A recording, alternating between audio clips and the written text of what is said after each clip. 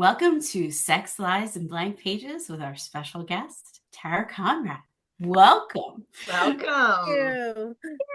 Thank you so much for being here. We're so excited to talk about Edgar Allan Poe and book signings and all sorts of great things. But for people who have never met you before and know nothing about you, you have the floor to introduce yourself and all the things.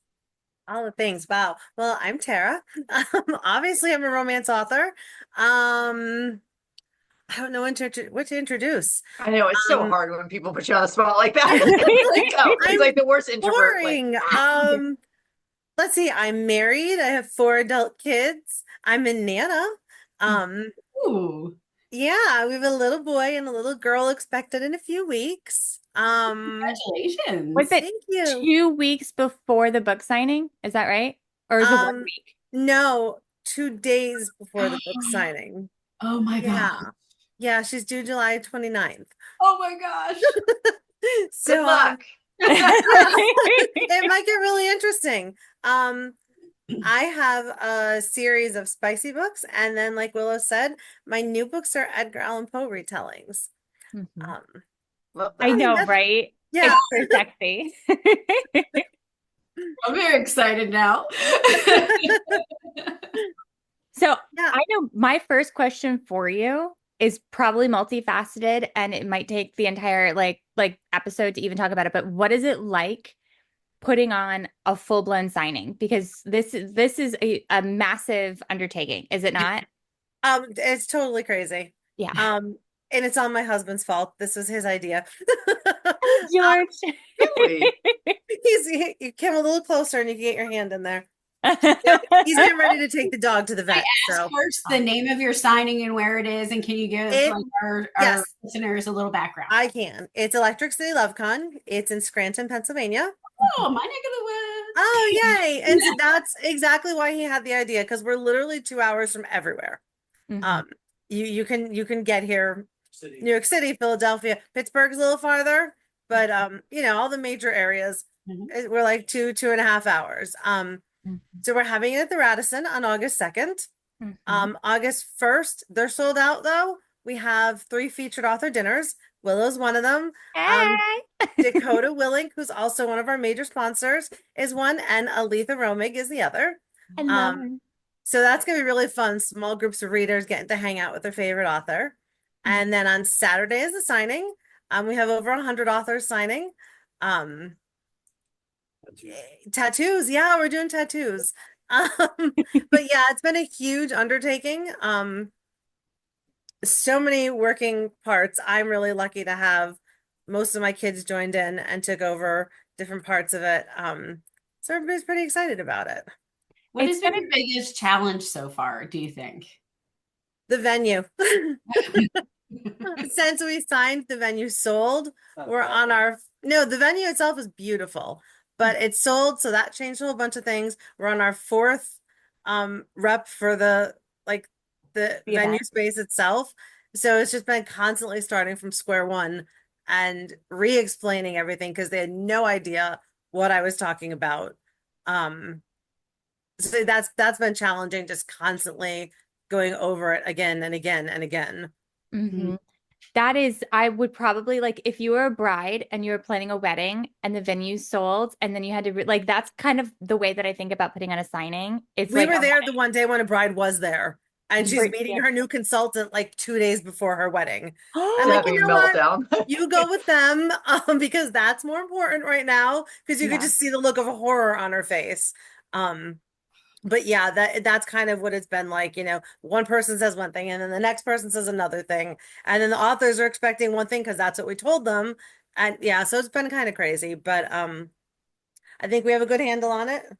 Yeah, And do you feel like a little nervous? Because there was for a while there a very, an event that happened that was, did not go well, I would say. There's several now. They keep happening. Yeah. So I'm sure there's that pressure, even though you feel like all my checks, got my checks out. Like I would still I can't imagine putting on an event. I'm terrified about that because, and I guess right now the thing is tickets are selling and we've got good ticket sales, but higher percentage of readers aren't showing up. For whatever reason. What was that? Do events, you mean? Yeah. What events Yeah. didn't they? So Um, I do want to say, like, for the events that seem to have not gone very well, they were massive, right? right. I believe that Firefest like one that I read an article for like Yeah, I've heard about it, but I I don't think know that one much. was also huge.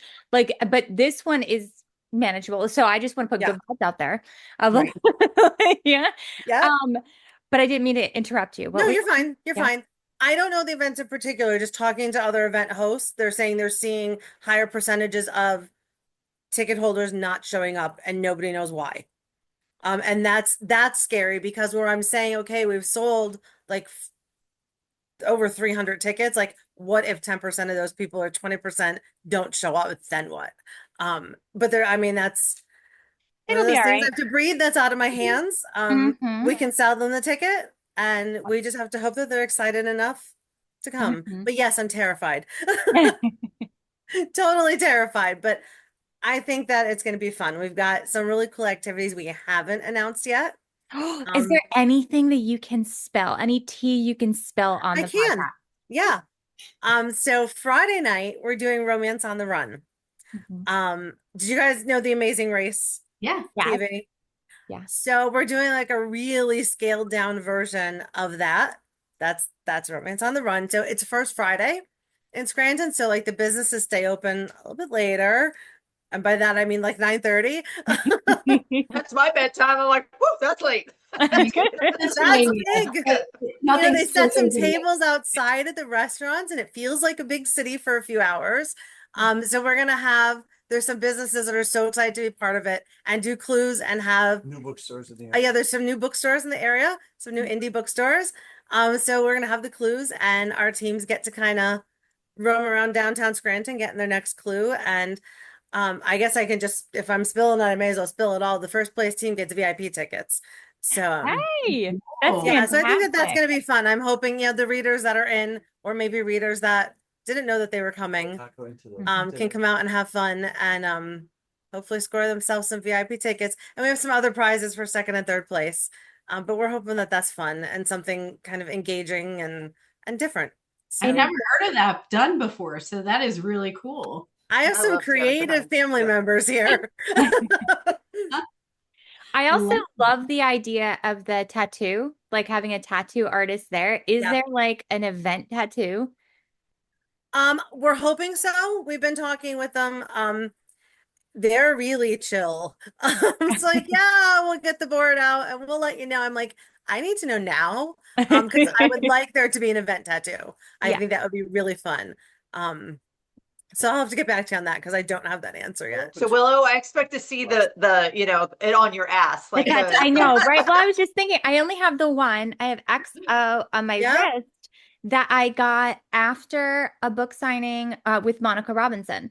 It was after that Barnes and Noble book signing in Florida because we were Yeah, I remember the videos. co-signing. Yes.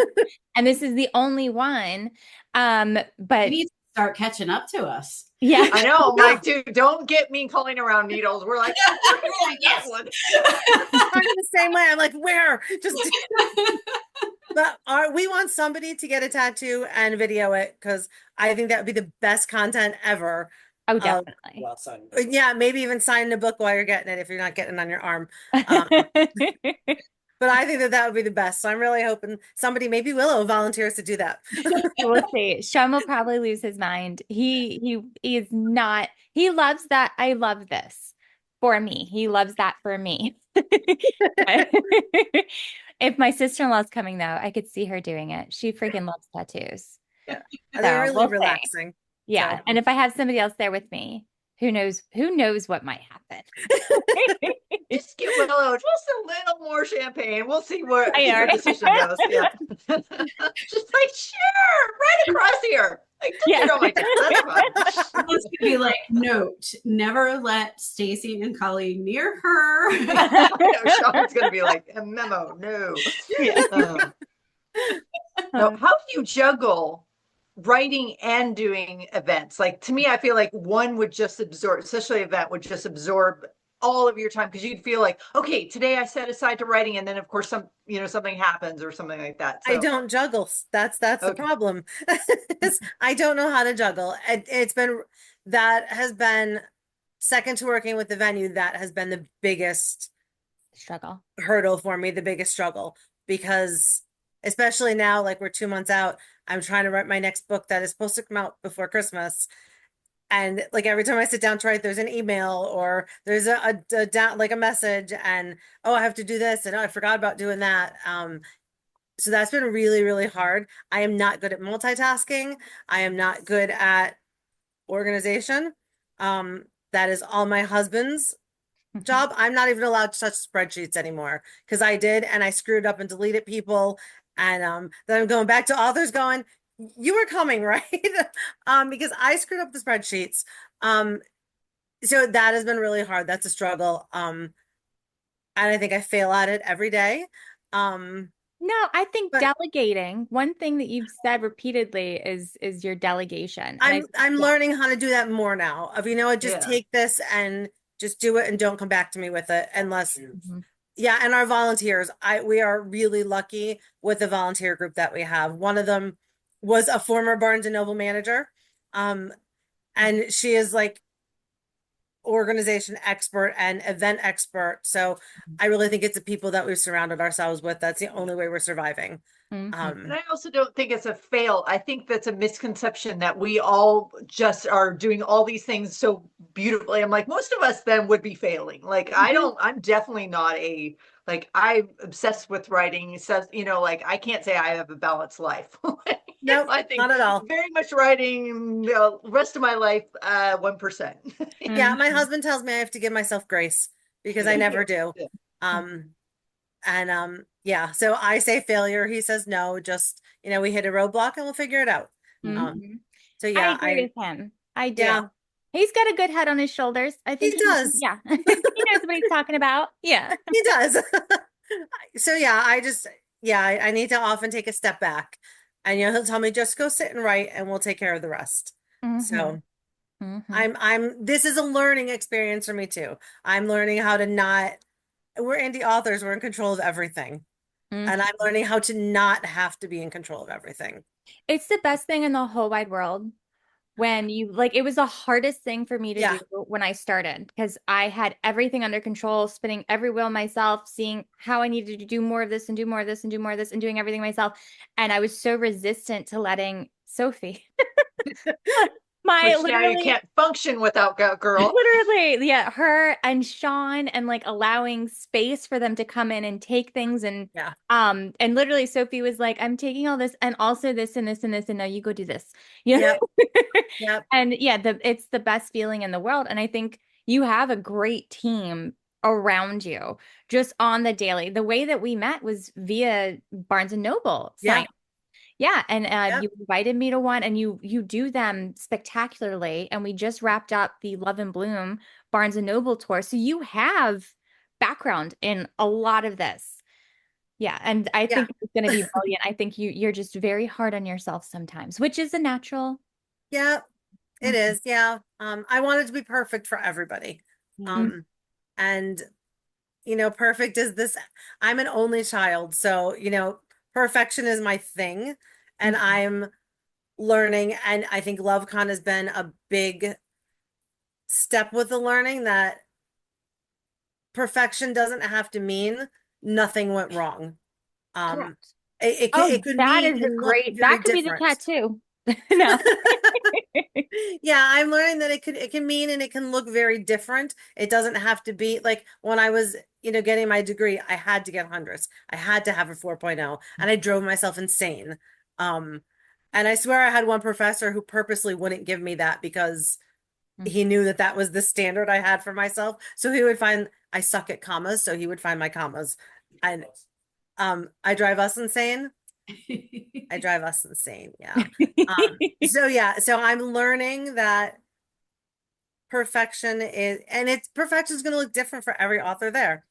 It is. Um, the baby author who it's their first signing, getting to meet readers and maybe selling a book is going to be perfection. Mhm. And yeah, so yeah, I'm learning. I'm learning. And the Love and Blue tour was amazing. It literally It was. was so much Just fun. the last event was, I don't know, we haven't even talked about it on this podcast.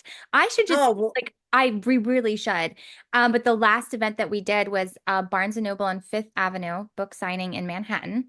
And then we drove to Brooklyn and we did a panel and signing at the Rip Bodice, which was it was right. If I say it was the first romance only bookstore in the States, wasn't it? yeah, I Yeah. don't know if the Brooklyn location was. I think it was their California location. Mhm. But yeah, the Rip Bodice was the first romance bookstore. Yeah. Yeah, And in the it country. was Yep. just spectacular. The entire day was wonderful. It felt like I guess at this point, maybe because I've done so many of them, or maybe because I work so much at home, that when I leave to do these signings with you, it feels like I'm on vacation. It the whole day. It's like I'm like girls trip. I'll just happen to like stand at this table and sign for a little bit, but it's girls trip. Yep. Yeah, it was an amazing day. It didn't feel real for most of the day. Mhm. It took a while for it to set in that, oh my God. And you had gone when they set the books on the table. Mhm. Like We had just left because you had just left. They did this yeah. like parade up the escalator, like holding the books. Mhm. And my son's behind me filming, and they walked them over and they set them on the table. I didn't know they were going on the table. I thought they were gonna like stuck on a bookshelf, which would have been great in and of Amazing. Yeah. itself. But they set them on this table, and I took a look at them and then just started crying. And Oh. everybody in the store is staring at me. And I'm like, but that's my book. Oh. Yeah, yeah, because We were just saying about it. oh, the feeling was amazing because I don't think there's any other indie books in the store. Yeah. Um, I think they're all trad books. So to see our indie book on a table Mhm. in Barnes and Noble on Fifth Avenue was, yeah, I'm still like, are you sure that really happened? Like I keep going back and checking the video, It's but it really a did dream. happen. Yeah. And it's a dream that I didn't even know I could dream. And it's a dream that you put together. You're the one who said, "Do you want to do a tour with me? Do you want to do this collection?" So I think that you deserve more credit than you give yourself credit for. You've literally made dreams happen and miracles happen. And it's a beauty to observe, but I'm really honored that I get to be a part of it also. I'm not gonna lie. No, I'm so glad we got to do together because I mean, when I asked you to do the Barnes and Noble signing down in Devon, that one, I didn't realize that was your first one ever. It Um, was. and I Yeah. think that Well, was only like my second or I third. signed at Barnes and Noble Christiana, Okay, but it was my first one outside of like I'm, friends with Heather. right. I, know that Barnes and Noble, it's like my hometown, right? So this Yep. was my first time ever going somewhere else with somebody I didn't know and like venturing out into the wilds. And then obviously now up by Aunt Lynn, up by you, my Yeah. Aunt Lynn lives up by what is that one called? Wilkes-Barre. Wilkes-Barre. Yeah, I would go there anytime now. And now I consider that one a home one as Yeah. well. Yeah. Isn't Um, it funny how we find those home stores all over the place? yes, Yeah. yeah, Barnes Well, and I know Noble's you pretty can't cool. top New York, but if you're ever in Seattle, yeah. we got some great, there's a lot of romance bookstores, like just romance are opening soon. Oh, that's So cool. I think I would there's love to two come of out them to at least. Seattle. Mhm. I'm just terrified of flying. I'll spill this secret too. I've never been on a plane. Really? Yep. Yep. My husband is patient and wonderful and loving, and he drives me everywhere. Have you ever thought about just taking Xanax? Yeah. Is that My dog takes Xanax. yeah. No, You just share it? we were ready. Right before COVID, he had talked me into going to Georgia because I love aquariums and the aquarium has a whale shark. Mhm. And I would love to see the whale shark. And I think that was like an hour-long flight. So I figured, okay, it's an hour. If I hate it, it's only an hour. And if I really, really, really hate it, we can rent a car and drive home. Yeah. And then so we were like ready to hit the button to buy the tickets, and then COVID happened. So Yeah, the yeah, universe was like, not yet. yep, Not right nope, now, not honey. yet. And then we just haven't gotten to. We've been driving to Barnes and Nobles. We haven't gotten Mhm. to fly. Yeah, because I I want to go to Paris and to Italy. So unless I'm ready to take a boat for a week, which I would live on a boat. Mhm. Flying is probably the most efficient way to get there. I'm And gonna I'm gonna go agree. back It's to also Bermuda. safe. It's very, very safe to fly. It really is. compared to being in a car. It is. It is much safer. It's just when a plane crashes, it's so much bigger. Yeah, you hear a lot more about it. Yeah. Right. Mhm. Um, That's because it happens so so not infrequently. often. Yes. Yeah. Yes. So I mean that's our goal. And I want to go back to Bermuda. Mhm. We went on a cruise and it's great, but you only get to spend a day. So it's a 2 hour flight. He's sitting over here going, it's 2 hours. It's only 2 hours. With a little Xanax and a little, like, A little Xanax, a little margarita. alcohol, and Nice and Good. relaxed. Is that Before you in know it, you'll be there. in Yeah. 4 hours, I'll be on a plane to Tennessee. I've already got my luggage packed and everything. I go on a plane like almost every other you're week. always on a plane. Yeah, I you're am. I always. love being on a plane. And like there's this like soothing vibrations. And I See, always I like stay the on the thing wing. after I get off the plane when I'm Yeah. already there. Yeah. But like, do you feel it going up and coming down? Like, A does little it feel bit. like Yeah, a little Yeah. bit. Oh, I see, sit right yeah. above the wheels. So sometimes you can even feel the wheels like Oh, lock yeah. Oh, thank into you. You're place. helping a lot. But see, No, okay, even one of my family best friends, he actually flew with Blue, the Blue Jet. He flew the Google boys, everything. He's like, just remember, like, this is like a car. So when it's turbulence, it's like a car on a road. When you feel the car on the road bouncing, and like he's like, it's like a rough, that's just what turbulence is. It's like, you're on a road in a plane, but that little bumps are just, what you would feel on a Like road. potholes. Like, Sky. Yeah. And one of my professors from school, she was in the Air Force. She's like, sensible shoes all the time, no heels, no flip-flops. And I'm like, why? She goes, just in case.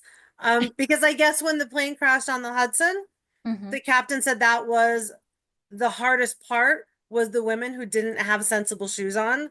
Mhm. And they were slipping and cutting their feet. So if I ever get on a take plane, off your shoes. Yeah. Yeah. Literally, I would just take them off. well, Yeah. that's what they had to do, but like they were getting cut and stuff. So, she said, just wear your sneakers or something. She's like, that's what I always do, and you'll be fine. I'm like, mhm. So maybe someday It's Someday. gonna Okay. happen. It's It gonna will. be fantastic when it happens too. It will. Yes. It will. And just don't sit if you don't want to feel those things, just don't Don't sit by. sit by the wheels. Yeah. There's because No, I just sit don't right be where I am. conscious. Yeah, I like it. I like to know. I'm like, oh, now it's up. Oh, now it's on. I like watching there's these things on the wing that like flap up or whatever. And I always look out and I'm like, what's it doing? It's supposed to do that. I'm like, where part of the flight are we at right now? Are we, I think, but if you don't like that, you just I don't. don't know if I like it. That's true. How do you Yeah, know? I don't know if I like it. Yeah. So I was scared to get on a cruise ship and then decided it's the best thing in the world. So Mhm. Yeah. maybe And I'll there's decide that's the also best thing. really pretty train rides from, That's true. No, I definitely don't like trains. oh, okay. That's enough. Fair enough. Yeah. Although, I mean, we only have like the Steamtown train. We'll Yeah. probably know Steamtown. Yeah. Like we don't have like Amtrak or anything here. Yeah. So we It's a just bit have like different. It's a bit different. we only have choo-choo trains here. Yeah, the ones that carry the box cars and they don't carry people here, right? Yeah, just an excursion. And I did not like the excursion on those trains, but maybe an Amtrak train is different. You're I love laughing that at I'm learning all these new things about you. me. Yeah, For our Yeah. readers, just for our readers who are listening, what book should they start with? Can you give options and just a little detail? Okay, so if you want to start at the very, very beginning, keeping in mind that it was the first book I ever wrote, so maybe not, I love the story, but not the best writing, and I keep wanting to go back and rewrite it. And Willow and my husband keep saying absolutely not. But if you want to see where I started with Alex and Natalie, I would start with Her Surrender, Kinky, Dom Sub, are we allowed to say an SEX club on here? Yeah. Yes, you Oh, can. yeah. Okay, Say it good. all. A sex Anything goes club. on here. So that starts my Fire and Ice series. But I am in love with my new books, Bound by Darkness. I would suggest starting. It's a Poe retelling of the Pit and Pendulum. It has a female main character. They're in the Irish Mafia. She is fiery and yeah, it's dark, it's psychologically dark. There is an actual pit. But I wanted to try to parallel obviously the Pit and the Pendulum. And when I sat and looked at it and realized we all have our Pit and Pendulum moments all the time, our rock and our hard place to impossible decisions. So I took that, and each of the characters has, that psychological dilemma as they're going through it, as well as she has somebody in the pit that she tortures a bit. But there's lots of twists and turns. The ending was not what I set it out to be. And I think that's the best part. Readers are going, oh my gosh, I did not think that that was going to happen. I didn't see that coming. I couldn't imagine that that was what was going to happen. But they are really loving it. So I would say, if you want to start at the very, very beginning, Her Surrender, or, you want My Dark Mafia, do Bound by Darkness. I love it. And do you know Yeah. Edgar Allan Poe his house is in Key West, isn't it? Baltimore. Baltimore. Baltimore? Does he Yeah. not have a place in I've Key been West? there. I don't Key West is the other one. Hemingway. Hemingway. Yeah. Hemingway. Okay, Yeah, just kidding. Poe just has kidding. one in Baltimore. We visited that. That's a scary location. Scary. It's in like a He was really not bad an part of okay guy. town, and they let you in, and then they lock the door behind you. Yep. It's in the ghetto.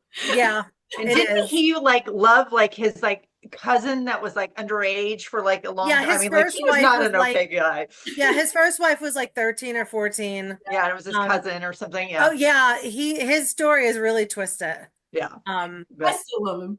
Yeah. Well, I'm learning all sorts of things today. Oh yeah, and then he had a house in Philly that we went to visit. Mhm. He was in West Point for a little while, which is really cool because I was born there, but he got kicked out of there. Mhm. And then he was in New York for a little bit. But yeah, he has a really sad, terrible story. Like Yeah. his biological family died, and then his foster family, and I forget exactly how it went, but that's how he took the name Poe, partially. But they were like really abusive, and yeah, he married some sort of a cousin that was super, super young, and then she died, and then he married again, and he's buried with the both of them. He's got a dark, and nobody knows exactly how he died. Yeah, that was his. They found yeah. him unresponsive in the street. But nobody knows That's why crazy. or what happened. Yeah. It's a very interesting Yeah, there's story. lots of theories. He was a really big alcoholic. His life was dark. Yeah. It was dark and sad, and yeah, we saw his writing attic in his house in Baltimore, and like you can literally, it's like the staircase is literally like this big. It's not even a staircase, it's a ladder, and you can crawl up and put your head in, and it's like this big. Like I don't even know how he sat up in there. But like his typewriter's there, but all of the places he was feels really, really dark. The house in Philly is where he wrote The Black Cat. And they think that it was about the basement of the house. That house is closed right now for renovations, but like it even feels creepy outside of it. Yeah. But yeah, he was just dark and creepy. I'm curious though with your personality, because you said perfection, you're an only child. That are you a plotter or a pantser? Because when you said the ending wasn't what you expected, I'm like, oh, is she a pantser? I'm a neither. When I was in school, because I have my MFA, they tried to make me outline because that was the assignment. And I was literally in tears on the phone with my professor going, I can't outline. Like I understand the theory of how to make an outline, but I can't do that. But I also can't go with nothing. So I guess a pantser. So I plot out the beginning, the middle, and the end of where I think it's going to go. Yeah. And just to try to keep me on some sort of a.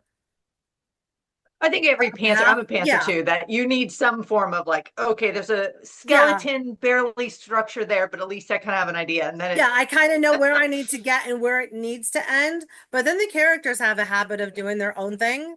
My professor told me you are acting like a puppeteer and you're making your characters like robotically move. And when he said that, I took a look and went, oh, I am doing that. That's why it feels so stilted. And so that's my first draft is the puppeteer, and it feels very stilted. And I feel like I can't write when I read my first draft. But yeah, usually somewhere around the middle of the story, my characters go, okay, this is what we're doing. And they usually have a better story than me. by far, So yeah. I usually let them go. Yeah. And George is a big help because I think we all probably have that part in the story where I go, all right, yeah, I'm just going to delete it all because. Yeah, Colleen, have I done that? Yeah, it just doesn't work.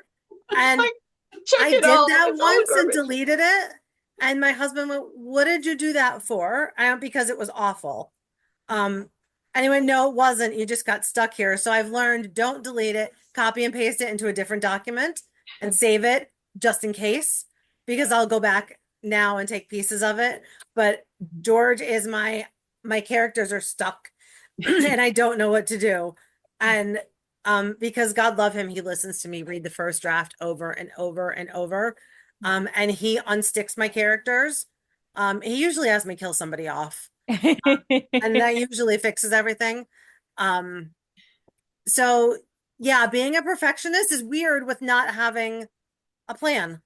Mhm. And I think that's why I get frustrated. So there's another learning experience for me to take a breath and sit back and just let the story happen instead of making it happen. And I've been doing that with these post stories, and they write themselves really fast and they come out so much better. Um, so That's I'm, always a good feeling yeah, when you can just fall down the rabbit hole and just yeah, let the characters lead the way. yeah. And yeah. I So thought he was nuts. This was his idea too. Like all the good ideas are his, but I didn't know what to write after my series. And my readers are going, "Oh, will you write this bodyguard story? Or will you do this spinoff with the rock stars?" And I'm like, And you're like, yeah. yeah, yeah, maybe someday. Like it's just not.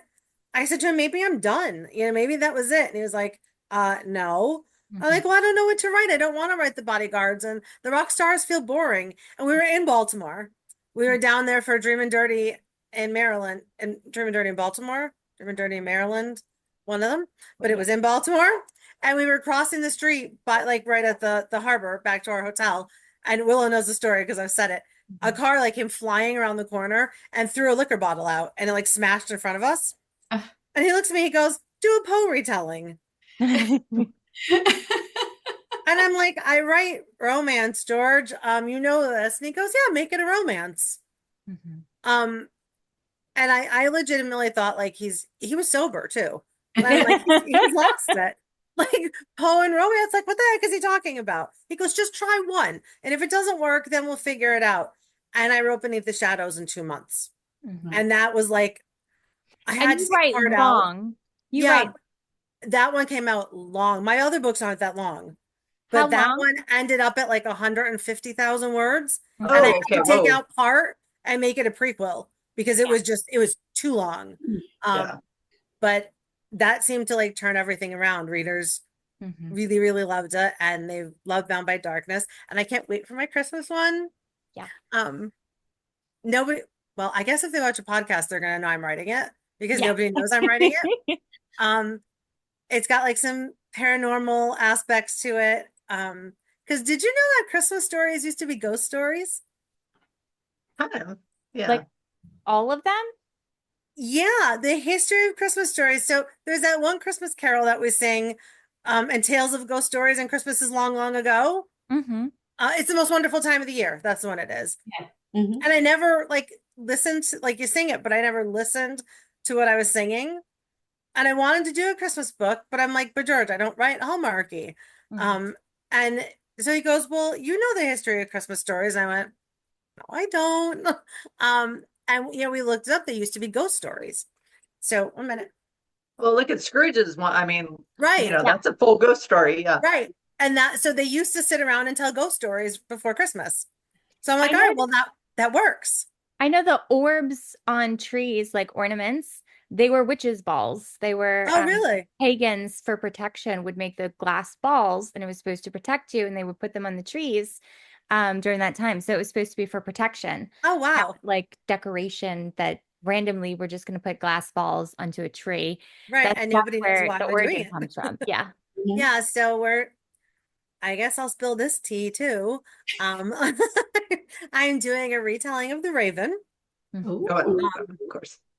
it's so this one's an MC. Mafia just didn't seem to fit for this one.